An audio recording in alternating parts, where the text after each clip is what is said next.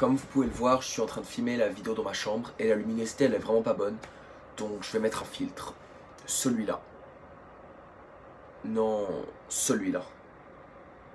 Voilà, c'est mieux. Salut. Alors là il est 4 h du matin, j'arrive pas à dormir donc je vais faire cette vidéo. J'avais envie de la faire depuis super longtemps mais j'avais pas vraiment eu le temps de la faire. Et il n'y a rien de mieux qu'une insomnie pour faire une vidéo. Alors dans cette vidéo je vais parler un point positif et négatif d'une année d'échange. Et je vais aussi parler des différences que j'ai vues entre la Suisse et les États-Unis.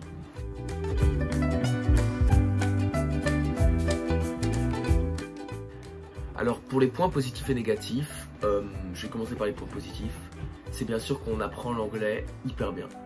Donc il y a beaucoup de gens qui souvent écrivent des messages, des questions en disant est-ce que on devrait partir même si on n'a pas un bon niveau. Moi je pense que quelqu'un qui part avec un pas très bon niveau d'anglais, il va quand même faire des progrès énormes de toute façon. Parce que vivre en immersion pendant un an, c'est quand même hyper long et donc on fait énormément de progrès. Et c'est clair que quelqu'un qui partira avec un hyper bon niveau avant de partir, eh ben, peut-être cette personne va faire plus de progrès. Mais de toute façon on va faire énormément de progrès et c'est le but quand on part en année d'échange. Et ensuite, un des autres points les plus sympas d'une année d'échange, c'est l'association. Parce que oui, vous allez forcément partir avec une association quand vous partez à l'étranger. Il y a des gens qui essaient de partir sans association, mais ça ne marche pas. Donc n'oubliez pas de choisir votre association bien avant de partir. Ce que je disais, c'était que l'association, en fait, on rencontre à travers des jours à New York ou des groupes Facebook sur lesquels on est invité et tout ça. On rencontre des gens un peu du monde entier, enfin surtout de l'Europe. Mais on rencontre vraiment des gens du monde entier, c'est hyper sympa d'avoir des amis internationaux. Et le dernier côté positif dont je vais parler dans cette vidéo, c'est surtout que je pense que ça sert énormément de partir tout seul à l'étranger. Parce qu'à 14 ans, 15 ans, 16 ans, 17 ans, on est quand même jeune. Et ça nous prépare beaucoup à l'avenir d'apprendre à vivre tout seul, à faire sa lessive tout seul, à faire beaucoup de choses qu'on ne ferait pas forcément où on habite avec nos parents, mais où on est forcé de les faire ici aux États-Unis vu qu'on est avec une famille qui nous demandera de faire plus de tâches peut-être que ce à quoi on est habité ou tué dans notre pays. Maintenant, je vais passer à la partie des désavantages. Alors, le premier désavantage, c'est déjà que c'est hyper cher de partir à l'étranger.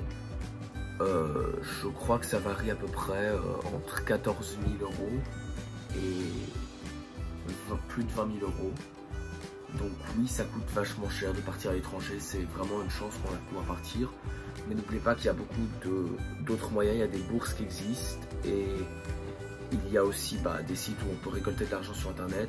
Donc voilà, n'ayez pas peur si l'aspect financier vous fait peur, il y a quand même des moyens d'essayer de financer votre année d'échange. Un autre problème que moi j'ai rencontré, c'est que j'ai été placé dans une très grande ville qui a plus de 2 millions d'habitants. Et en fait c'est assez dur au début l'intégration parce que dans mon pays d'origine, il y a toujours des gens qu'on connaît un peu partout.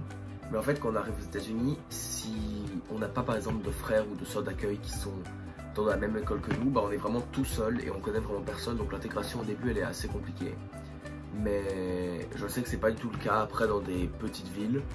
Donc ça c'est un avantage d'être placé dans une petite ville, c'est que beaucoup de gens ils se disent oh moi je suis passé dans une petite ville en Iowa, ça va être trop pourri, il y a 1000 habitants et tout ça. Mais en fait dans les petites villes, les gens ils sont beaucoup plus excités de recevoir des nouvelles personnes parce qu'ils sont habitués à se connaître. Et donc dès qu'ils voient une nouvelle personne arriver, ils sont hyper excités et ils viennent tout de suite te parler. Mais dans les grandes villes, il y a tellement de personnes que les gens ils se connaissent déjà, ils ont déjà plein d'amis et tout ça, et donc ils s'en fichent un peu. Donc voilà, ça c'est un peu pour les avantages d'être placé dans une petite ville et les désavantages d'être placé dans une grande ville. Mais après bien sûr être placé dans une grande ville c'est beaucoup plus cool parce qu'il y a beaucoup plus de choses à faire, toutes les activités sont beaucoup plus proches.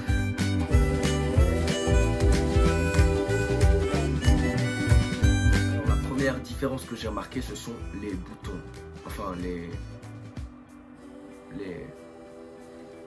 Je sais pas comment on appelle ça, je vais vous montrer. Je n'arrive plus à trouver le nom. Ce qui nous sert à allumer et éteindre la lumière. Ils sont différents aux États-Unis et voilà, ça m'a un peu changé au début. Ensuite, aux États-Unis, ils ont aussi, pour ouvrir les fenêtres, une sorte de roue à tourner. et c'est assez long à faire, donc c'est pas vraiment, je trouve, pratique. Voilà la belle fenêtre. Pour commencer, il faut l'ouvrir. Et ensuite, on doit tourner cela. A few moments later. Oui, en fait, j'avais fermé la fenêtre, c'est pour ça que ça marchait pas. Voilà, alors là, la fenêtre est ouverte et je peux tourner.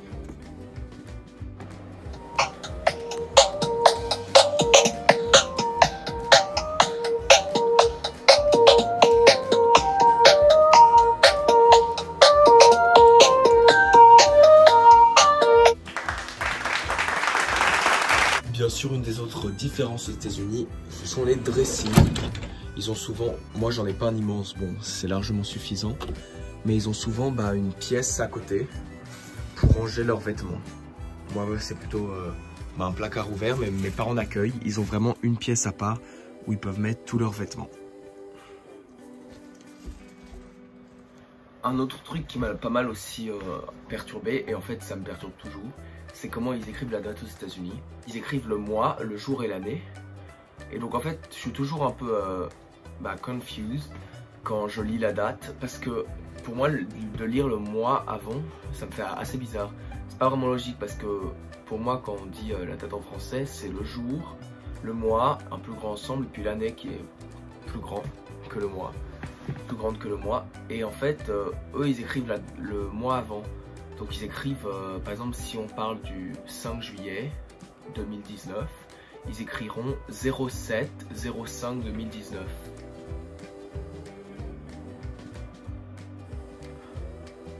Oui, c'est ça. Et voilà, je sais pas, pour moi c'est assez bizarre de lire ça. La dernière différence dont je vais parler, c'est la culture. Alors vous devez sûrement savoir que les Américains, ils ont la réputation d'être hyper patriotes. Et en fait, je m'en étais pas vraiment rendu compte avant d'aller aux États-Unis. Et maintenant, je me rends compte. En fait, les Américains, ils connaissent énormément de choses sur les États-Unis. Mais vraiment énormément. Tu peux poser des questions quelquefois sur la Constitution. Ils peuvent te dire, ah bah l'article 44, ça représente ça. Et c'est quand même assez impressionnant de savoir qu'ils connaissent énormément de choses sur leur pays. Mais alors, quand il s'agit en fait du monde extérieur, ils connaissent pas vraiment grand-chose. Enfin... Ça fait quand même presque 5 mois que je suis aux États-Unis. Il y a toujours des amis à moi qui me disent c'est comment la Suède, parce que je suis suisse et Suisse et Suède pour eux ça se ressemble. Et ouais, ils n'ont pas vraiment de culture. Pour eux les États-Unis c'est un peu le centre du monde.